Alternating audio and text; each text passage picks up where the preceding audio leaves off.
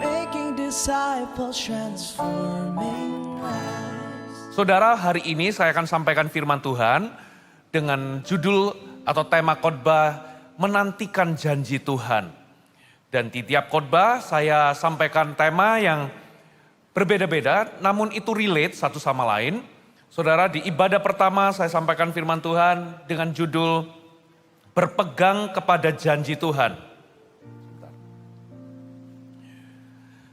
Berpegang kepada janji Tuhan. Saya bagikan ada 3 rahasia mengapa Abraham setelah dia terima firman atau terima janji, tapi kenyataan dalam kehidupan yang dia lihat itu bertolak belakang dengan janji Tuhan. Tapi yang aneh, Abraham itu tidak menjadi lemah imannya, walaupun dia nggak punya dasar untuk berharap, tapi tetap berharap. Imannya nggak menjadi lemah, walaupun kenyataan yang ada di lapangan itu berbeda. Tubuhnya sudah tua, sudah lemah, tidak bisa reproduksi.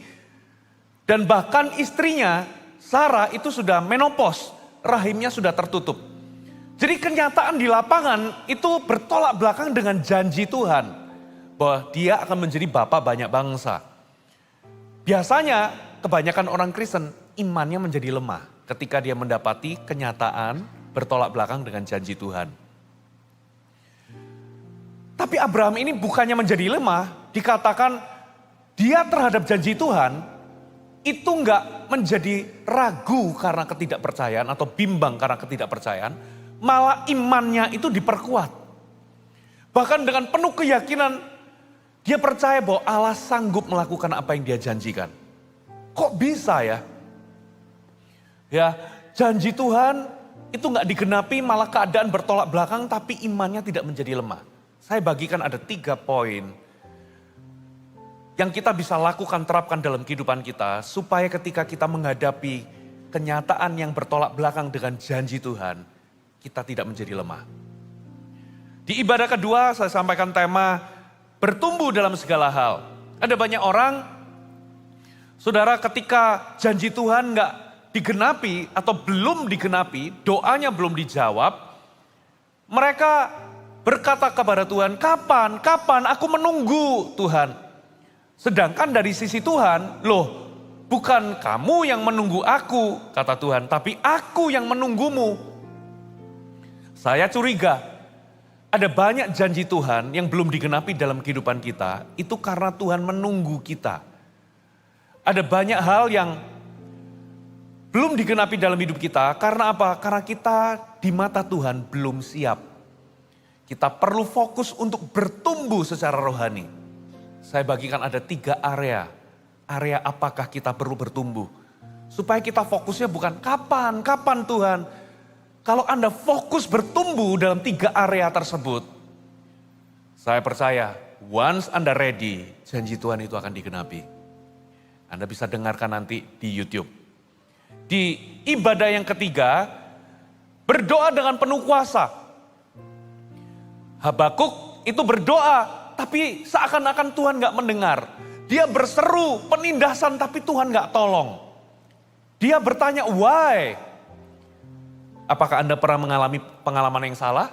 Anda doa sepertinya Tuhan itu gak dengar, sepertinya Tuhan gak respon, dan Tuhan itu seolah-olah diam, tidak menolong. Nah, saya bagikan jangan buru-buru menuding Tuhan gak dengar, atau Tuhan tidak menolong. Saya bagikan ada 3 kebenaran tentang 3 tingkat doa. Jangan-jangan kita ini berdoanya salah. Kita gak berdoa, gak meminta, saya harus rahasiakan. Anda dengarkan sendiri di ibadah ketiga. Yang ibadah keempat, berserah kepada proses Tuhan. Ada momen-momen dalam kehidupan kita, Tuhan itu mengizinkan masalah, Tuhan mengizinkan kita berada dalam sebuah titik yang namanya tempat di antara tempat kita berada dengan janji Tuhan, kita itu ada di antaranya. Antara tanah perjanjian dengan tempat kita berada, itu namanya padang gurun. Nah, ternyata Tuhan itu punya maksud membawa kita ada di tempat itu. Padang gurun adalah tanah yang gersang, tapi sekaligus tanah yang subur terhadap pendidikan atau disiplin Tuhan.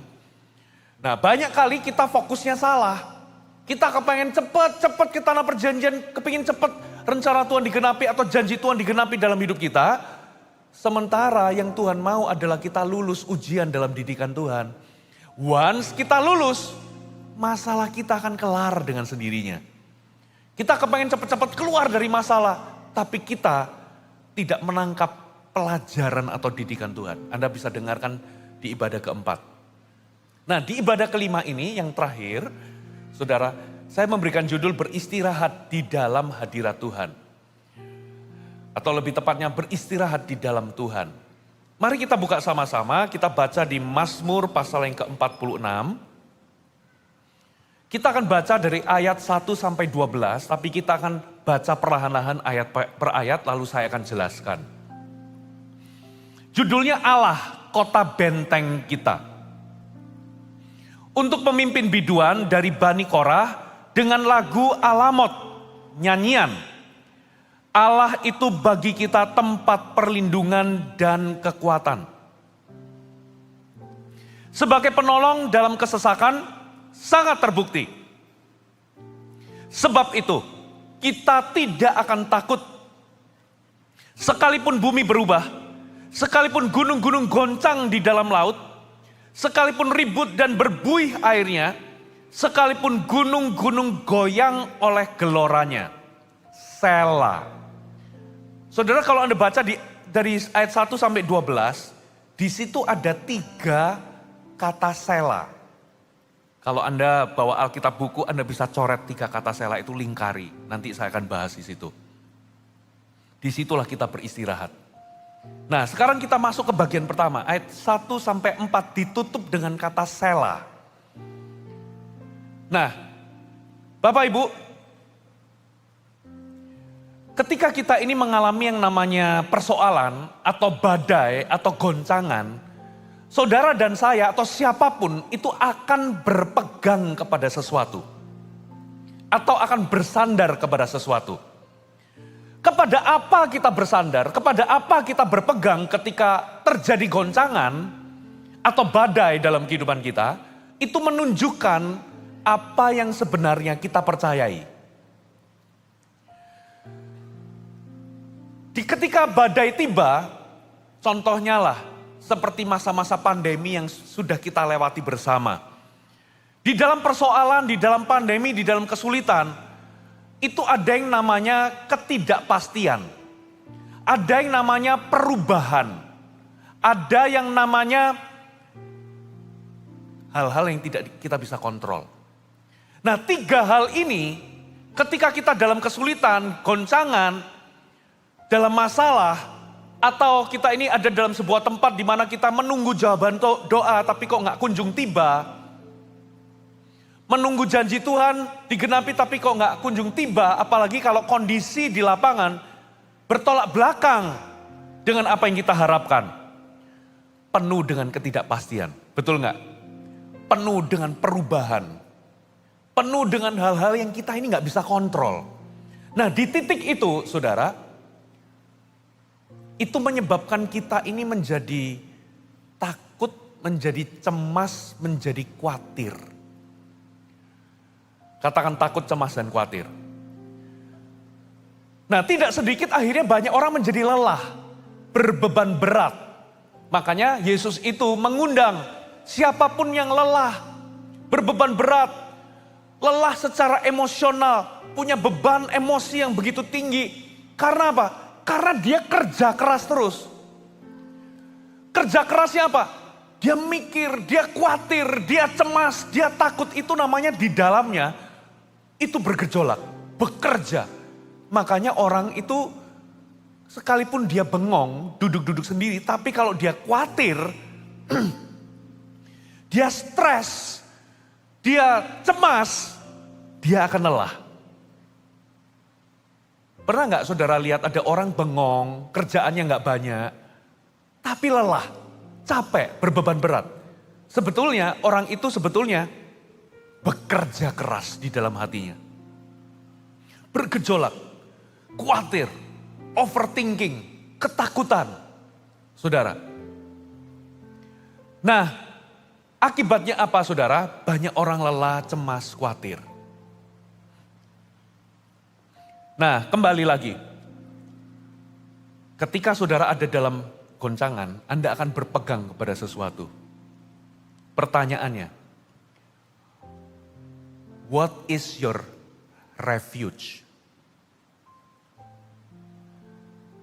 Kepada siapa atau kepada apa Anda berlindung ketika goncangan? Kepada apa Anda itu menemukan rasa aman atau tempat perlindungan ketika goncangan tiba?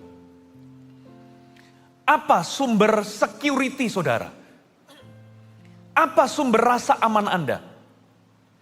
Ingat, setiap kita tidak kecuali ketika goncangan tiba kita akan bersandar kepada sesuatu untuk kita berlindung, menemukan rasa aman, atau tempat untuk kita bisa pegangan. Ada beberapa orang itu berpegang kepada kekuatan finansialnya. Pastor Puji, saya itu planning dengan baik, saya nabung, saya kelola keuangan dengan baik. Ketika goncangan terjadi, dia pegang sama kekuatan finansialnya. Dia bersandar kepada itu. Ada orang tertentu, kalau ada sesuatu terjadi, yang menjadi rasa amannya atau tempat berlindungnya adalah koneksinya. Ada yang punya anggapan atau punya moto seperti ini. Gak penting seberapa banyak yang Anda tahu. Yang penting adalah siapa yang Anda kenal. Jadi gak penting ya kita ini tahu banyak. Yang penting kita ini kenalan kita siapa. Koneksi namanya. Saudara, ada orang yang mengandalkan atau berpegang kepada koneksinya. Sehingga ketika kesulitan tiba atau masalah guncangan tiba, dia itu tahu kepada siapa dia akan minta tolong. Kenalannya.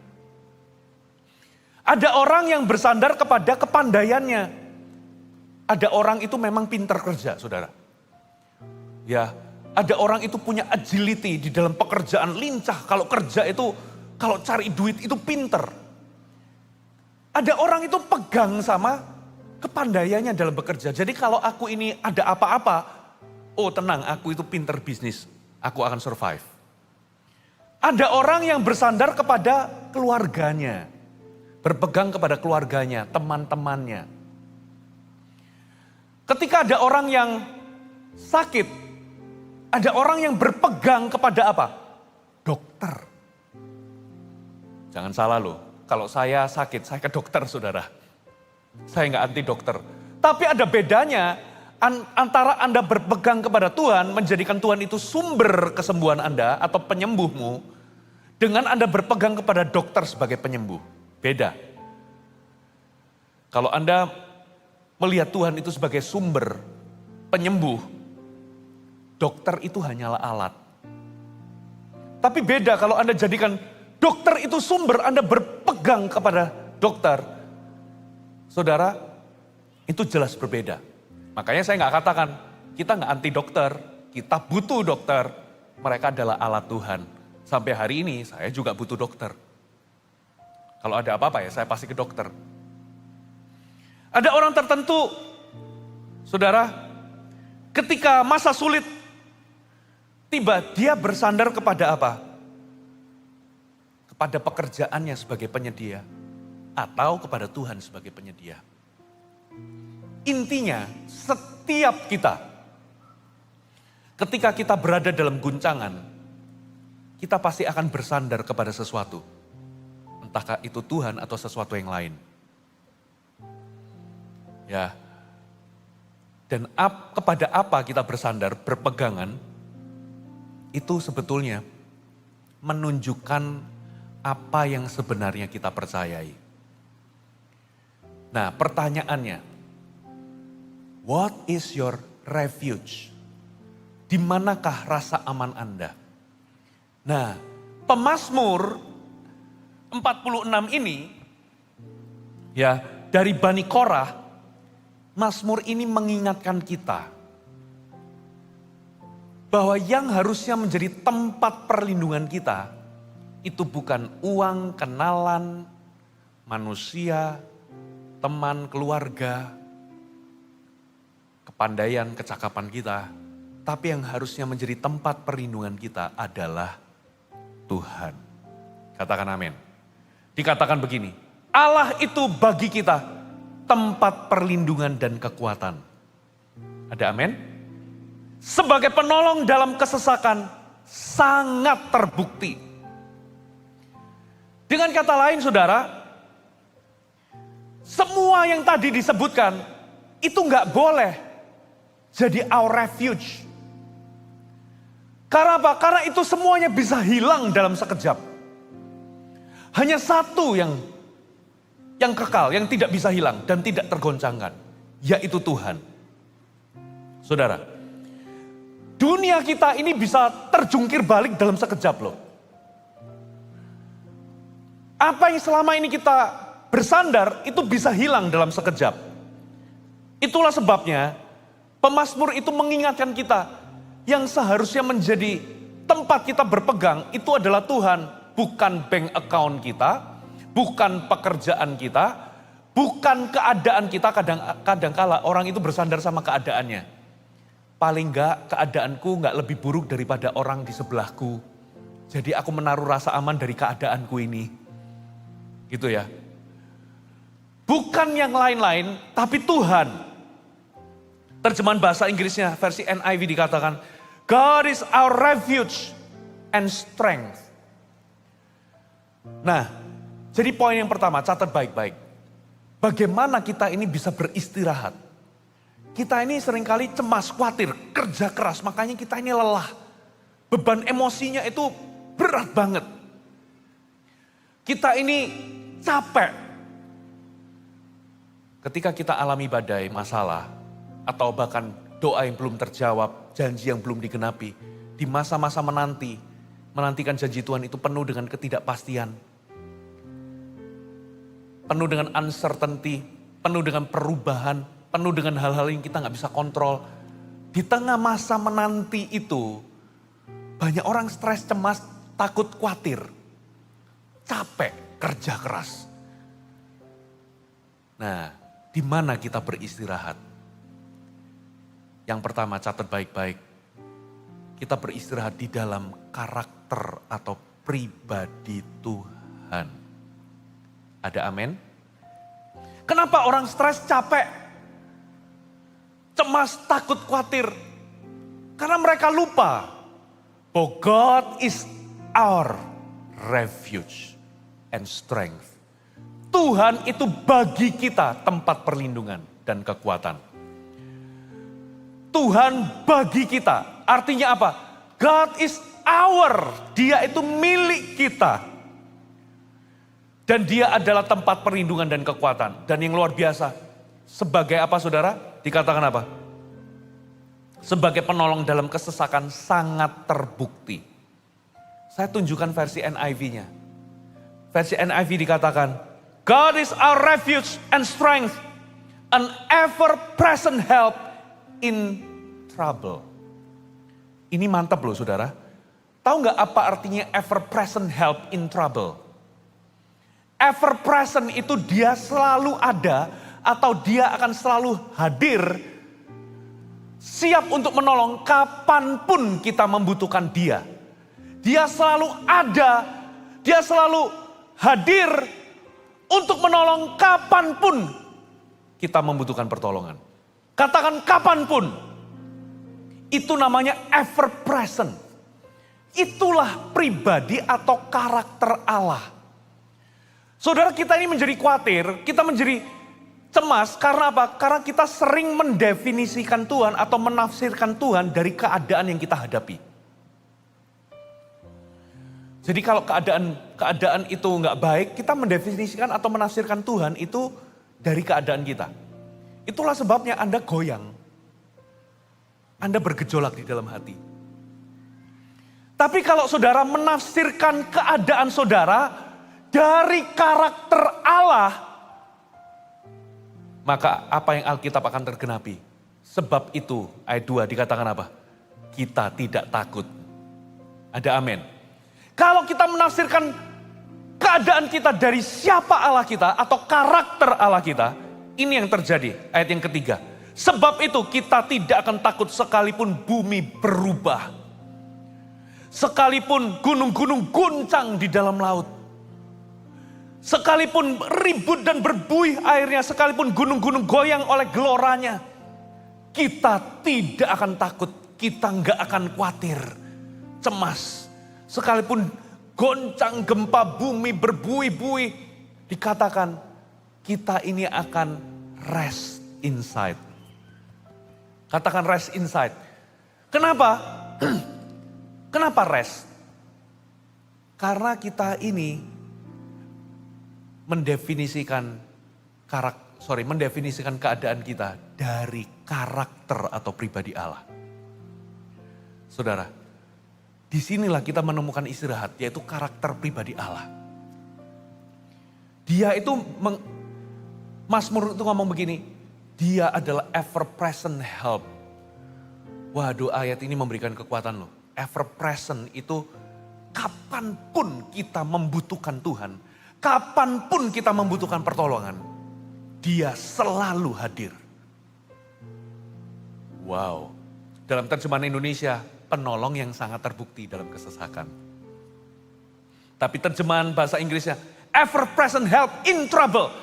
Jadi anytime, kapanpun Anda berada dalam trouble, dia ada, dia hadir untuk kita. Itu namanya ever present. Dan itu karakter Allah. Karakter Allah itu gak berubah. Saudara, karakter Allah itu tidak didefinisikan dari keadaan yang kita alami. Walaupun kita mengalami keadaan yang tidak baik, bukan berarti Tuhan berubah jadi gak baik. Tuhan tetaplah mutlak baik sekalipun keadaan kita gak baik. Nah, dengan kita melihat Tuhan itu baik dari karakter unchanging, character of God, karakter yang tidak berubah itu, kita bisa menemukan rasa aman. Bahwa Tuhan itu gak pernah berubah dan Tuhan itu baik. Dia selalu siap menolong kita. Katakan amin. Lalu ayat ini ditutup dengan kata apa, saudara? Selah. Apa artinya selah? Selah itu kalau dalam musik, itu namanya interlude atau jedah. Selah itu secara literal, itu sebetulnya artinya to pause and meditate. Atau to stop and reflect. Kita berhenti sejenak, lalu kita merenung. Kita berhenti sejenak, dan kita refleksi.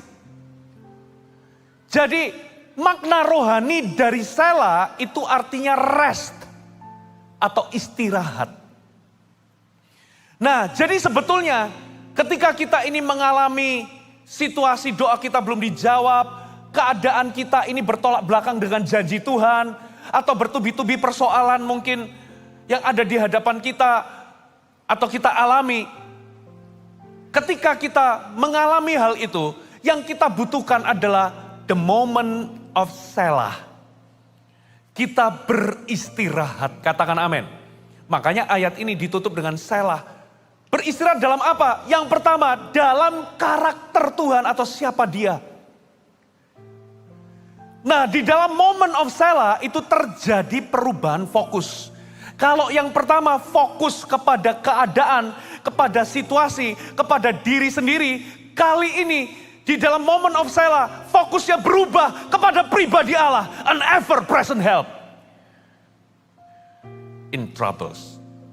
Fokusnya dari masalah, kondisi diri sendiri. Di moment of selah, jadi perubahan fokus. Fokusnya ke pribadi dan karakter Allah. Dan ketika terjadi perubahan fokus, Anda rest. Ada amin? Anda beristirahat. Jadi poin yang pertama, bagaimana kita ini bisa beristirahat di masa-masa kita menanti janji Tuhan. Kita istirahat ketika kita beristirahat di dalam karakter atau pribadi Allah. Ada amin? Yang kedua, coba kita baca ayat 5 sekarang. Kota Allah, kediaman yang maha tinggi, disukakan oleh aliran-aliran sebuah sungai. Nanti saya jelaskan. Anda garisin aja dulu atau lingkari kata disukakan oleh aliran-aliran sebuah sungai. Allah ada di dalamnya. Kota itu tidak akan goncang. Allah akan menolongnya menjelang pagi.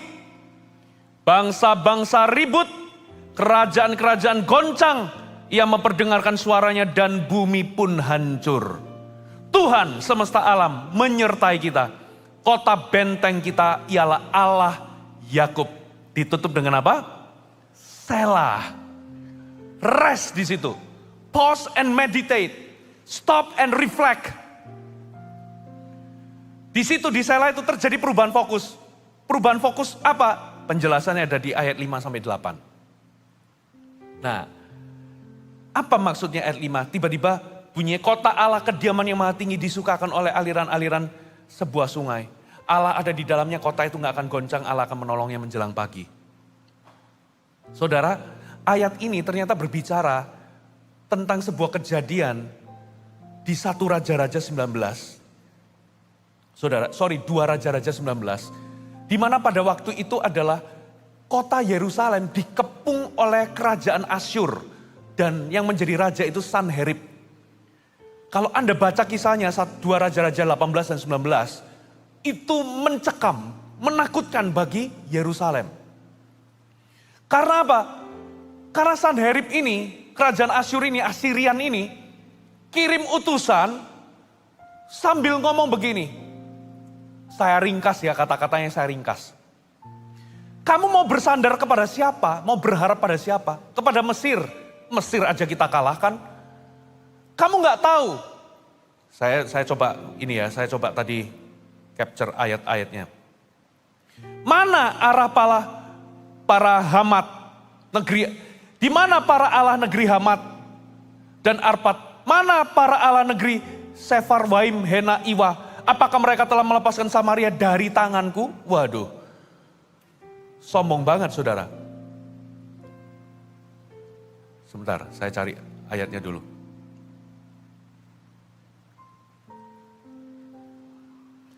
Sombong banget.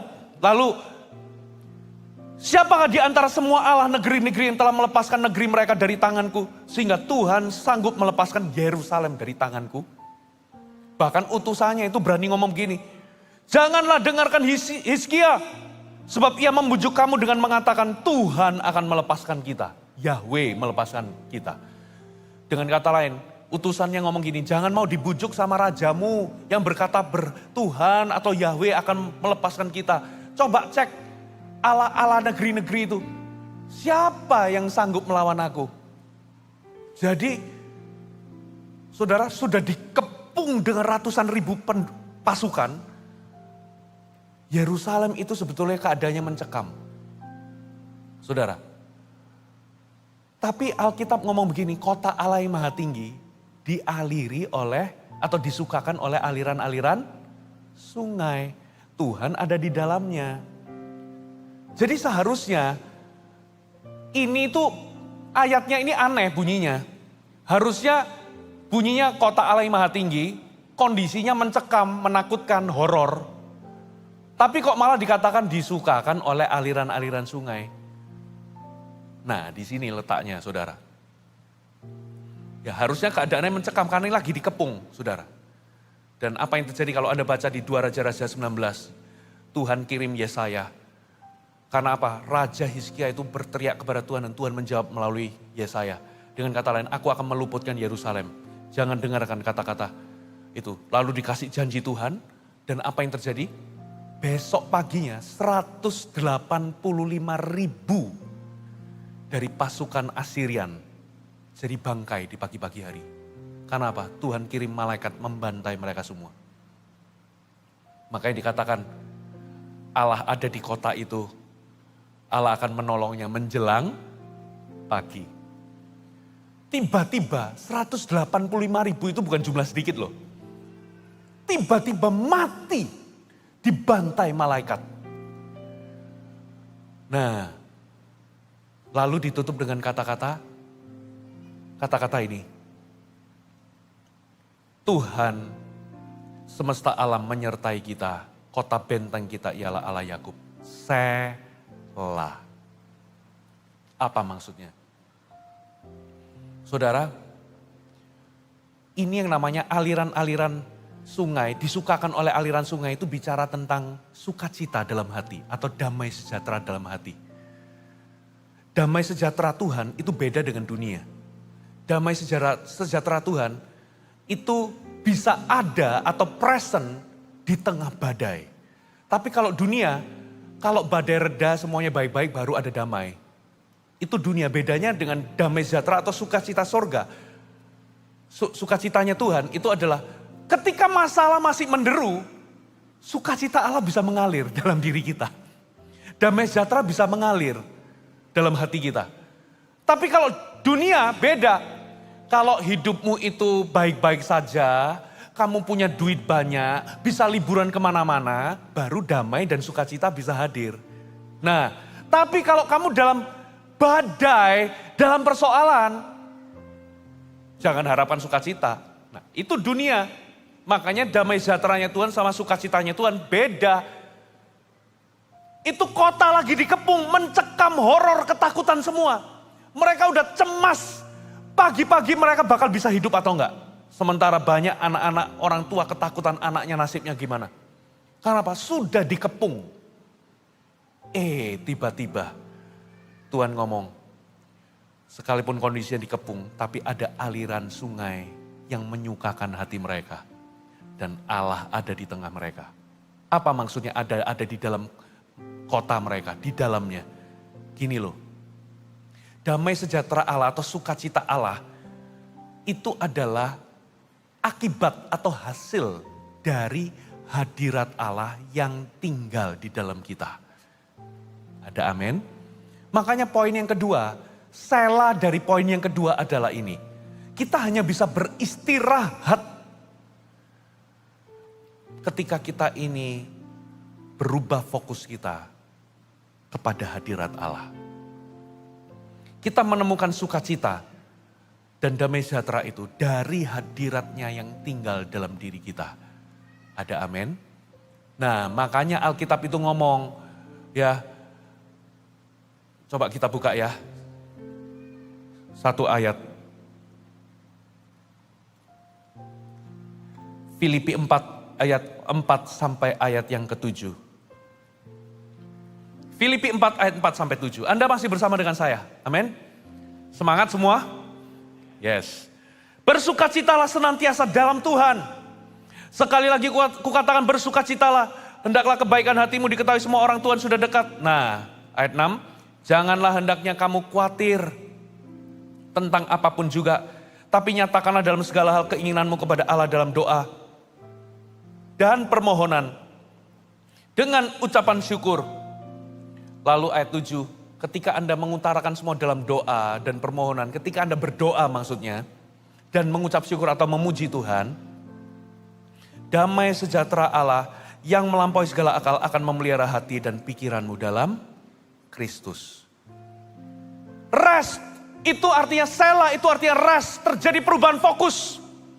Dari fokus kepada masalah kita, fokus kepada diri kita, keadaan kita, atau badai kita, tiba-tiba fokusnya berubah.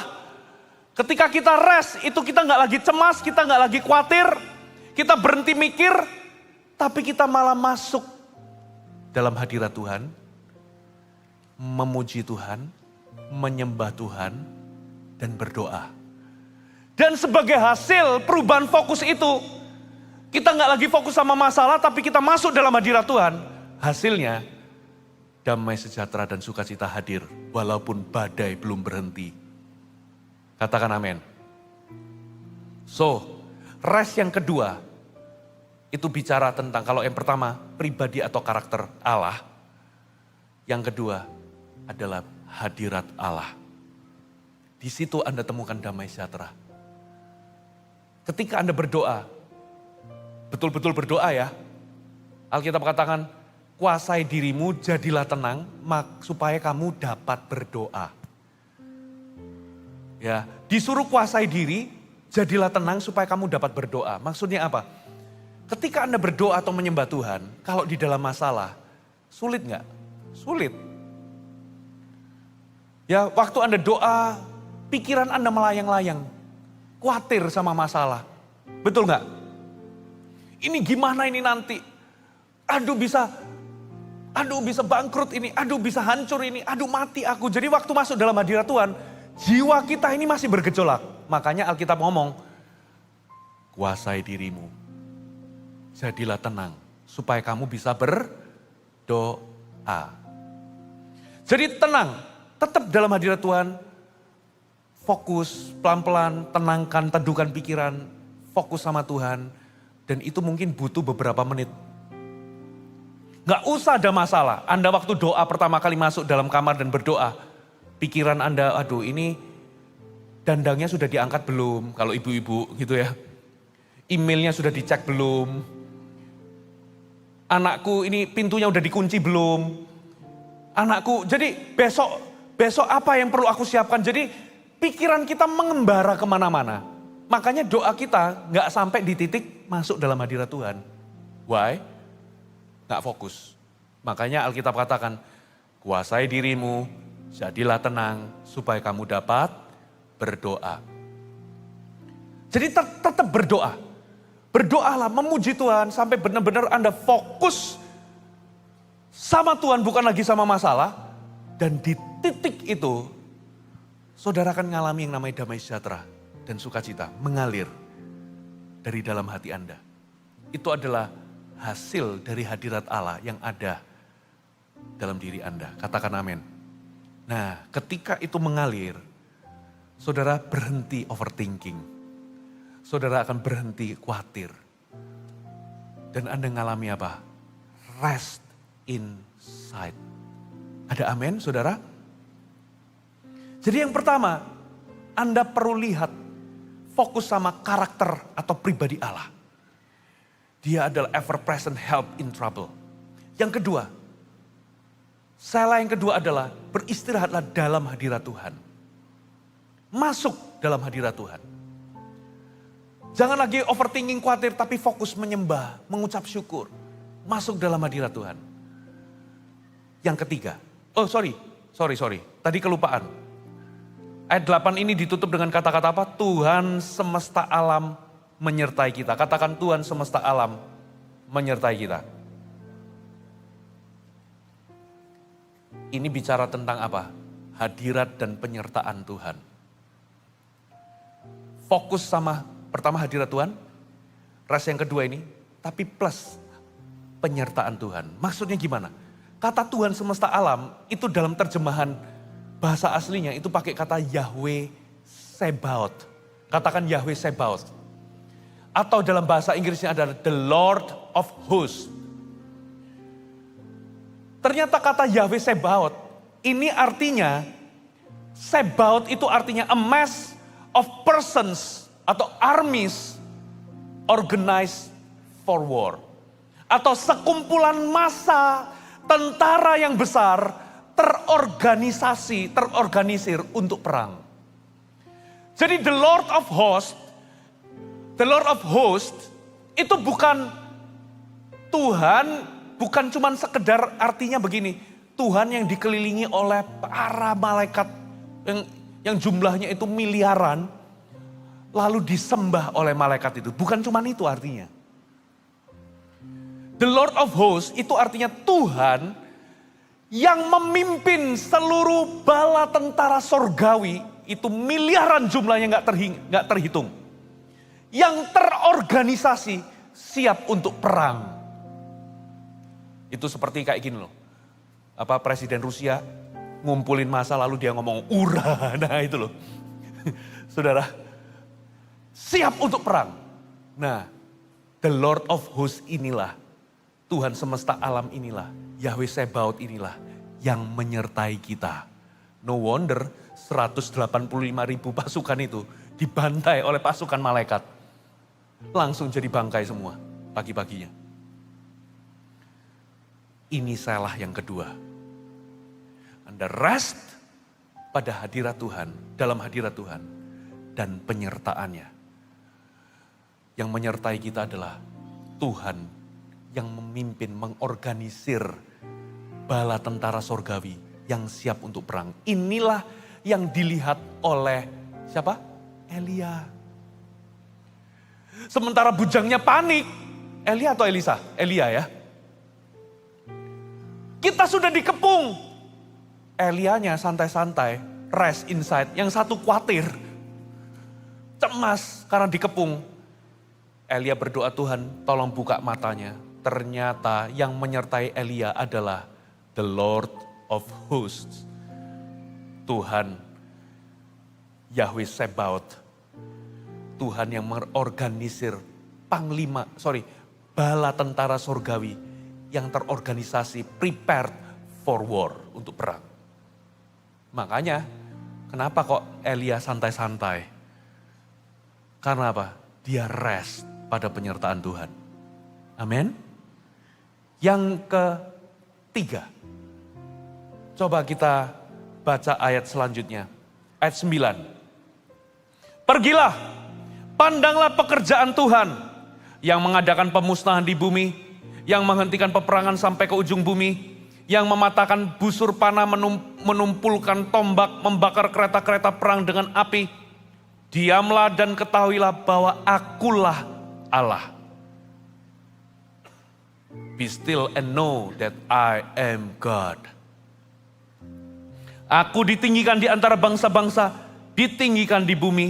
Tuhan semesta alam menyertai kita. Kota benteng kita ialah Allah Yakub. Ditutup dengan apa saudara? Selah. Rest. Stop and reflect. Stop and meditate. Pause and meditate. Nah, poin yang ketiga, kita beristirahat dalam apa saudara? Dalam pekerjaan Tuhan. Yang pertama adalah karakter atau pribadi Allah. Yang kedua adalah hadirat dan penyertaan Allah. Yang ketiga, kita rest kepada apa? Pekerjaan Tuhan. Jadi ayat ini, pemazmur ini ngomong begini, pandanglah pekerjaan Tuhan. Dengan kata lain, siapapun yang baca ayat ini, kita itu disuruh melihat pekerjaan Tuhan dalam hidup kita di masa lalu. Coba lihat, coba hitung kebaikan Tuhan dalam hidupmu. Coba lihat Anda pernah ditolong apa sama Tuhan. Saya percaya semua orang di ruangan ini pasti pernah ditolong Tuhan lebih dari sekali. Pasti Tuhan itu lebih dari sekali menyatakan kebaikannya dalam kehidupan kita. Lebih dari sekali itu kayaknya menghina ya. Sebetulnya kenapa kok Tuhan suruh hitung? Karena apa? Karena memang banyak. Nah, saudara harus bikin jurnal. Saudara, kalau Anda dalam masalah, bikinlah jurnal. Gini loh, gini, suami istri, kalau saudara itu lagi hatinya hambar, saudara bikin jurnal. Coba ingat-ingat dulu ketika Anda pertama kali ketemu sama suami atau istrimu. Ingat-ingat pertama kali waktu saudara jatuh cinta. Ingat-ingat pertama kali kamu terima bunga dari suamimu. Ingat gimana istrimu itu capek-capek belanin saudara. Coba ingat pertama kali saudara honeymoon, liburan. Coba ingat jurnal. Ya, coba ingat-ingat. Waktu Anda ingat-ingat itu semua, Anda catat. Oh iya ya, istriku pernah gini, pernah ini, pernah berkorban untukku, pernah melakukan ini, pernah ini. Hati Anda jadi apa? Overwhelmed. Tiba-tiba muncul cinta. Bersemi kembali. Sama Tuhan juga sama.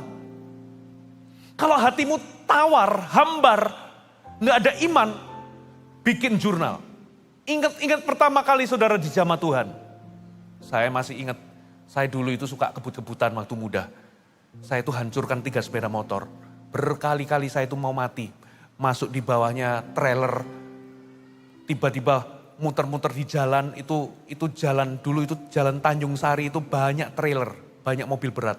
Tiba-tiba saya kepleset, kena apa itu? Oli. Kok saya nggak dilindes sama trailer? Berkali-kali saya itu mikir, dulu itu saya kecelakaan bolak-balik masuk dalam kolongnya ini. Ya diboncengin sama teman, kecelakaan, kaki saya ketimpa karena kecelakaan sama bis, kaki saya ketimpa sama sepeda motor. Saya pikir kaki saya udah putus, karena udah gak kerasa. sakit banget 6 bulan baru pulih. Untungnya nggak kena tulang dan nggak patah tulang, cuma kena ke otot. Tapi ototnya itu sakit 6 bulan, nggak hilang. Saya sudah dibawa ke rumah sakit, saya pikir kaki saya udah putus. Ternyata masih utuh. Ya, kecelakaan pulang dari gereja, tapi dulu bukan di gereja Mawar Sharon. Kebut-kebutan. Disenggol di kecepatan tertinggi, jatuh di Maijen Sungkono. Makanya ada bekasnya di sini. Kok ya nggak patah tulang, nggak mati gitu loh. Saya juga masih ngelamun gitu ya. Masih beresin helm, beresin ini. Lalu itu mobil lalu lalang. Terus saya ambil lap, saya masukin ke bensin, saya lap luka saya pakai bensin. Kan tambah infeksi ya menurut saya. Saya ini anak muda yang dulu itu sebetulnya kalau Tuhan gak tolong, kalau gak kirim malaikat, saya udah mati dari dulu. Jadi kalau saya ingat-ingat Tuhan baik ya. Masa sih Tuhan kalau dulu menolong saya, hari ini Tuhan gak tolong saya. Atau di masa depan kalau ada masalah Tuhan gak tolong saya. Di situ kalau saya mikirin bikin jurnal, saya rest gak lagi khawatir. Katakan amin. Pandanglah pekerjaan Tuhan itu, lihat pekerjaan Tuhan di masa lalumu. Jangan lupakan hitung-hitung berkat Tuhan. Katakan amin. Tapi bukan hanya untuk diri kita. Lihat pekerjaan Tuhan di hidup orang. Bukan hanya pekerjaan di hidup kita di masa lalu. Coba lihat ada orang ditolong di sini. Makanya kita ini nggak boleh tutup telinga sama kesaksian orang. Kalau ada orang disembuhkan, puji Tuhan haleluya. Karena apa? Itu roh nubuat bagimu. Setiap kesaksian akan Yesus itu roh nubuat. Apa maksudnya roh nubuat? Artinya kalau orang itu bisa ditolong Tuhan. Dan dia bersaksi ini adalah roh nubuat bagiku. Roh nubuat, kesaksian Yesus itu roh nubuat. Berarti kalau orang itu ditolong, Tuhan yang sama juga akan menolong hidupku. Kalau orang itu disembuhkan, aku juga disembuhkan. Tak tersembunyi kuasa Allah, kalau lain ditolong, saya juga tangannya terbuka, menunggulah, tak tersembunyi kuasa Allah. Lihat pertolongan Tuhan dalam hidup orang. Lihat kebaikan Tuhan dalam hidup orang. Jangan bandingkan dirimu dengan orang lain. Jangan malah iri sama berkatnya orang. Tapi bersukacitalah. Lihat pekerjaan Tuhan dalam kehidupan orang. Dengar kesaksian. Karena apa saudara? Karena itu akan membuat Anda rest di dalam hatimu. Kalau Anda sadar bahwa Anda berkali-kali ditolong Tuhan. Berarti Tuhan yang sama akan menolongmu di masa kinimu maupun masa depanmu. Amin. Kalau Anda sela sama 3 hal ini. Anda akan rest. Pertama, Anda rest in character of God. Anda beristirahat dalam pribadi Allah atau karakter Allah. Anda beristirahat dalam hadirat dan penyertaan Allah. Yahweh Sebaot. Mantap gak?